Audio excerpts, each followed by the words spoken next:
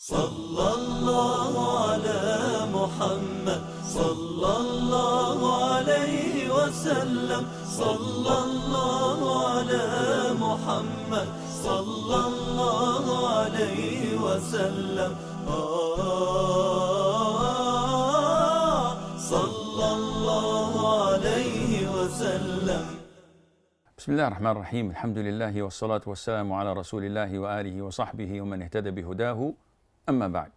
We're still talking about the hadith of Zara, which Mother Aisha was spending quality time with the Prophet ﷺ, reading to him this long hadith, and how these 11 women sat down together discussing their husbands and describing them, promising one another not to conceal any good or bad about their husbands.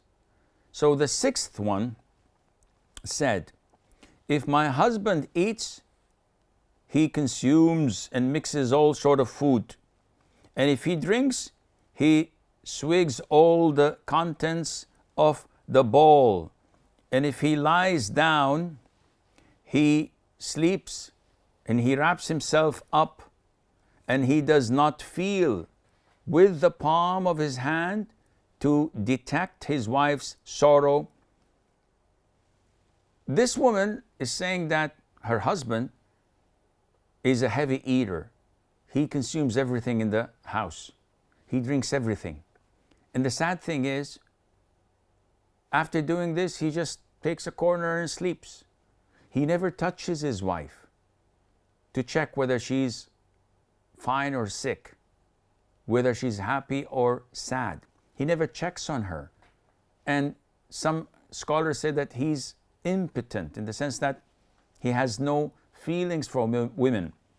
So the woman is a servant for him or to him, does all what is required of her to do, but he doesn't give her any of her rights. So this is one of the ways of complaining about him. The seventh one said, my husband is incompetent or dispirited, impotent, sick with every sickness. He would fracture your skull or jag you or do both to you. A'udhu billah. The worst of all men. Physical abuse, domestic violence, impotent, has nothing in him. And there are many women, unfortunately, married to such specimen. And they're stuck either because of their children or hoping that one day he may change. And such men are a disaster. How could such a man live, being described by his closest relative as such? His own spouse. This person needs reconditioning, because the best of you on the day of judgment are the best to their wives, and the closest of you to the Prophet ﷺ, sitting close to him, are those best to your wives. And such a description definitely does not qualify him to be as such. The eighth one said, my husband is softness. The softness of a rabbit and the scent of saffron.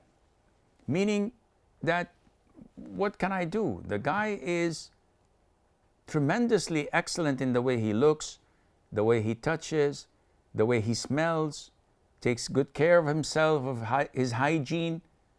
So she's complimenting her husband that I can't find anything wrong to say about him.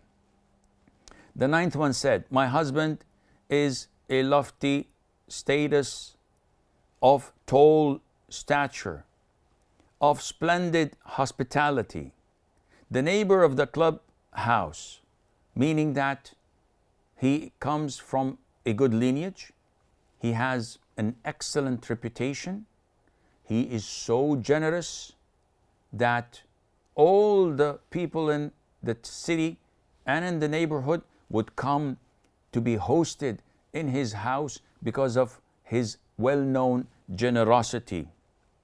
The 10th one said, my husband is Malik, and what is Malik? This is of astonishment. What is Malik? She says, Malik is better than that. In order to provide food for the guest, he has camels with many stalls and few pastures. Meaning, the camels don't have to go far away for their grazing. They're situated around, and they are used to honor the guests when they come with their milk, with their meat, and the likes. If they hear the sound of the lute, they know for certain that they are about to be slaughtered. And this is a metaphor when people have guests in these pre-Islamic era times. They used to bring them the concubines to play music and sing for them. So she's saying that when the camels hear the sound of music, then they know that they're about to be slaughtered as food for the guests. The 11th said, my husband is Abu Zarra. And this is the cornerstone of the hadith. What is Abu Zarra? She says, he has made my ears dangle with jewelry. Meaning that he has given me so many gifts that my ears are heavy with dangling jewelry. He has filled my upper arms with fat, which he has made me happy. So my soul has become happy with me. I'm very satisfied with myself, complimenting me, giving me everything I want. So I'm pleased with who I am. He found me among the owners of little sheep and goats in a dire straits. So he put me among the owners of horses, camels, cows, and sheep. So before he married me, I was from a poor community, and look at me now. I therefore speak in his presence, for I shall not be rebuked. I'm not afraid of people silencing me. He gave me honor. Whenever I speak, I'm listened to, and he honors whatever I say. I sleep soundly until the morning arrives. And this is not the norm. People and housewives usually wake up at early morning, not until it's daytime or midday, as she mentioned. She wakes until it is midday. And I shall drink until I satisfy my thirst. So she eats and drinks and has everything she ever wanted. Now she goes and speaks about her in-laws, the mother of Abu Zarra. So what about the mother of Abu Zarra? Her bundles of clothes and such like are heavy. She's a rich woman. And her house is spacious. What about the son, my stepson, the son of Abu Zarra? So what about him? His couch is like a palm stick stripped of its leaves because it's very slender. So he's very thin and light in weight. He sleeps anywhere. And the foreleg of a lamp fills his stomach. He doesn't require a lot of cooking and food, something little. The daughter of Abu Zarra, my stepdaughter. So what about the daughter of Abu Zarra? She's obedient to her father and obedient to her mother.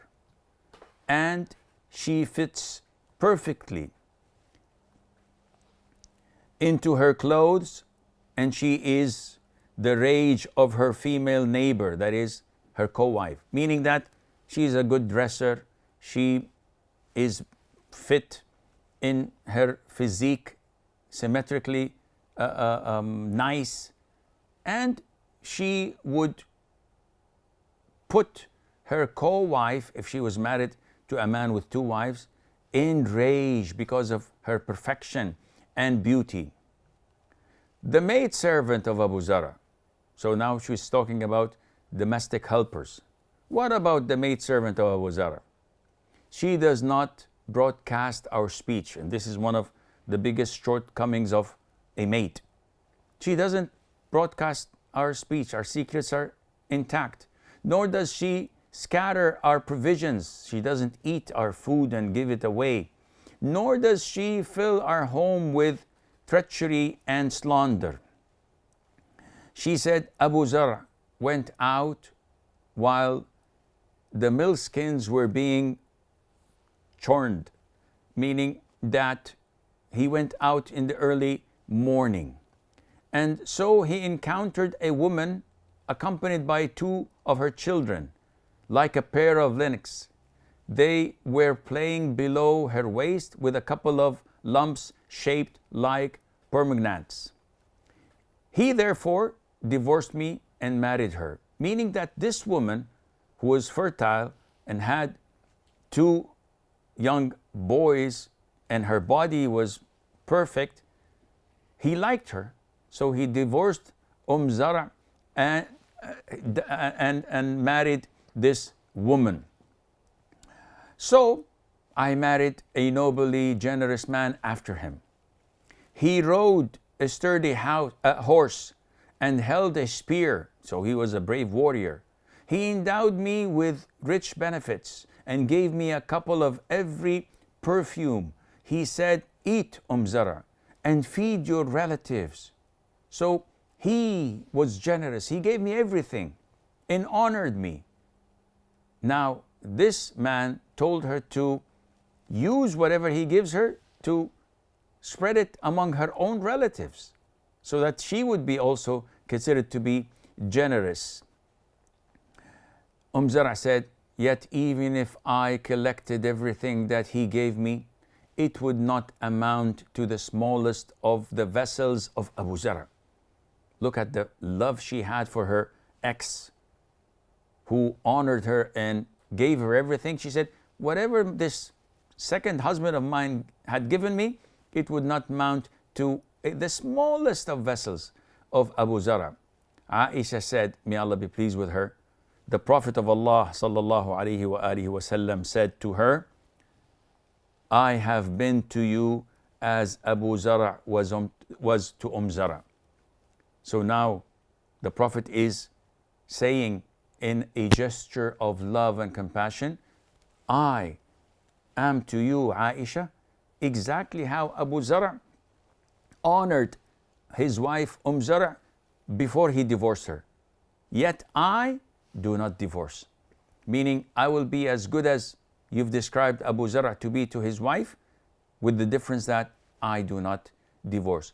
Look at the time that Mother Aisha took to narrate this hadith.